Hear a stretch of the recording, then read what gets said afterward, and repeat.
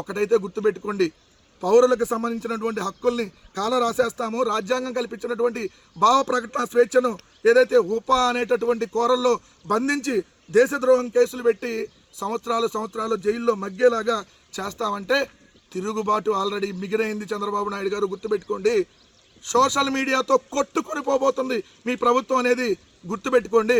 ఎందుకంటే ఈ Nara నిరంకుశత్వాన్ని social media పాతరేసి రేపొద్దున మీ సింగిల్ డిజిట్ సీట్లకి మిమ్మల్ని పరిమితం చేయబోతుందనేది గుర్తుపెట్టుకోండి. మీ అన్యాయాలని, మీ అవినీతిని కోకటి వేళ్లతో సహా అదే సోషల్ మీడియా రేపొద్దున పెకలించబోతుందనే విషయం మీకు ఆల్రెడీ అర్థమైంది.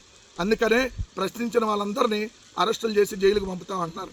నిజంగా ఈ చట్టంను రేపొద్దున మేమున్నప్పుడు కూడా అదే ఇంప్లిమెంట్ చేస్తే ఎంతమంది మీ తెలుగుదేశం వాళ్ళు రేపొద్దున లోపలికి వెళ్తారో గుర్తుపెట్టుకోండి. అసలు టీడీపీ, జనసేన ఈ సోషల్ సైకోల్ని పెంచి పోషిస్తుంది మీరే కదా.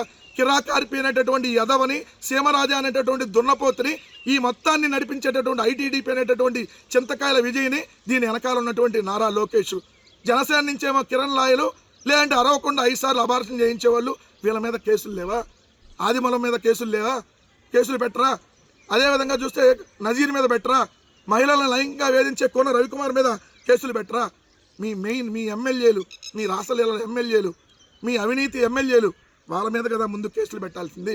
2 ఏళ్లలో అంట 1690 మంది మీద సోషల్ మీడియా కేసులు పెట్టి అరెస్టులు చేశారంట.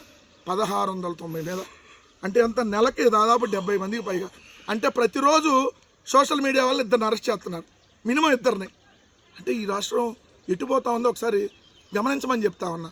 ఒక్కటైతే స్పష్టం, సోషల్ మీడియాతో కొట్టుకొని పోతారు మీరు. ప్రశ్నించిన వాడినల్లా తీసుకెళ్ళి బొక్కలో వేస్తామంటే ఆల్రెడీ తిరుగుబాటు బిగినైంది. మీ ప్రభుత్వాన్ని కోకట వేలతో సహా పెకలించి ప్రజలే తీసుకెళ్లి బంగాళాఖాతంలో పాతి పెడతారన్న విషయం మాత్రం గుర్తుపెట్టుకోమని చెప్పి హెచ్చరిస్తా ఉన్నాం చంద్రబాబు నాయుడు గారు కూటమి ప్రభుత్వాన్ని.